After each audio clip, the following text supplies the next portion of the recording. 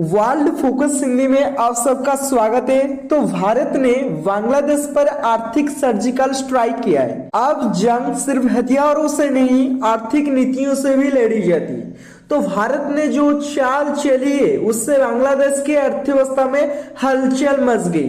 तो आखिर भारत ने ऐसा क्यों किया, इसका असर बांग्लादेश पर क्या होगा और इससे भारत को क्या फायदा मिलेगा। तो भारत और बांग्लादेश के बीच जो रिश्ते हैं वो ऐतिहासिक और सांस्कृतिक रूप से मजबूत माने जाते हैं। 1971 में बांग्लादेश की आजादी में भारत की बड़ी भूमिका रही, लेकिन पिछले कुछ वर्षों में दोनों देशों के रिश्तों में दरारें दिखने लगी, चाहे वो घुसपैठी का मुद्दा हो, अवैध व्यापार हो या फिर चीन का बांग्लादेश में बढ़ता प्रभाव। तो बांग्लादेश धीरे धीरे भारत की जगह चीन के नजदीक जाता दिख रहा है।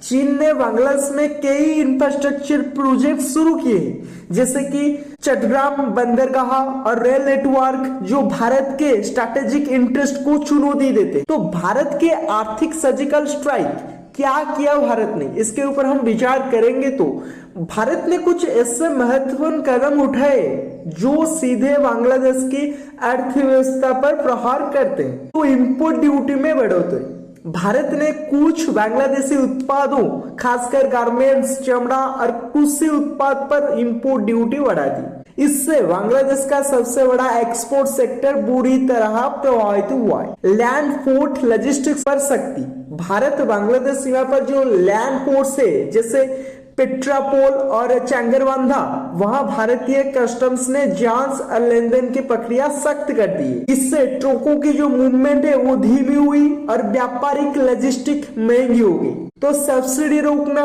भारत सरकार ने कुछ क्षेत्रों में बांग्लादेश को दी जाने वाली विशेष सब्सिडी और एक्सपोर्ट इंटेंसिव पर भी रोक लगा दी। तो बांग्लादेश की इकोनॉमी का 80% हिस्सा गारमेंट इंडस्ट्रीज और एक्सपोर्ट पर आधारित है। तो भारत के इन कदम से बांग्लादेश के लाखों लोगों की नौकरियां यानी कि जॉब खतरे में आ गई। तो विदेशी निवेशक भी अब सतर्क हो गए हैं। उन्हें डर है कि भारत जैसा बड़ा मार्केट जब पीछे हट रहा है तो बांग्लादेश की पॉलिसी कितनी स्थिर है। तो बांग्लादेश सरकार ने भारत से इस पर बातचीत करने की कोशिश की, लेकिन भारत ने साफ कर दिया कि ये निर्णय राष्ट्रीय हित में लिया गया है।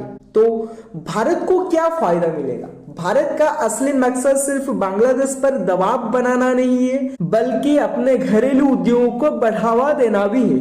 तो मेक इन इंडिया अभियान के तहत भारत अपनी एमएसएमई इंडस्ट्री को मजबूत करना चाहता है। बांग्लादेश से सस्ते सामान आने के कारण भारतीय उत्पादक नुकसान में थे, अब उन्हें फायदा होगा। इससे भारत की विकसित होती लॉजिस्टिक्स इंडस्ट्रीज, ट्रेड बैलेंस और टैक्स कलेक्शन में सुधार आएगा। बांग्लादेश में चीन का बढ़ता प्रभाव भारत के लिए चिंता का विषय है। तो चीन ने बांग्लादेश को $1 अरब के लोन देकर वहां की रणनीतिक लोकेशंस पर पकड़ बनाई है।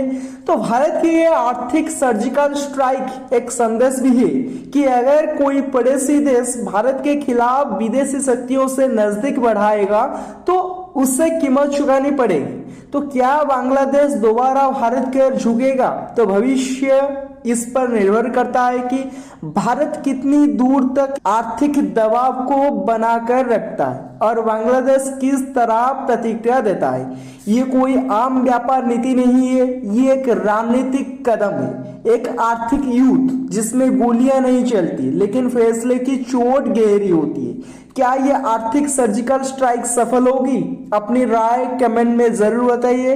वीडियो पसंद आए तो वीडियो को लाइक कीजिए, शेयर कीजिए और ऐसे ही वर्ल्ड एंड इंडिया न्यूज के लिए चैनल को सब्सक्राइब कीजिए। Thank you, have a good day, मिलते हैं नेक्स्ट वीडियो।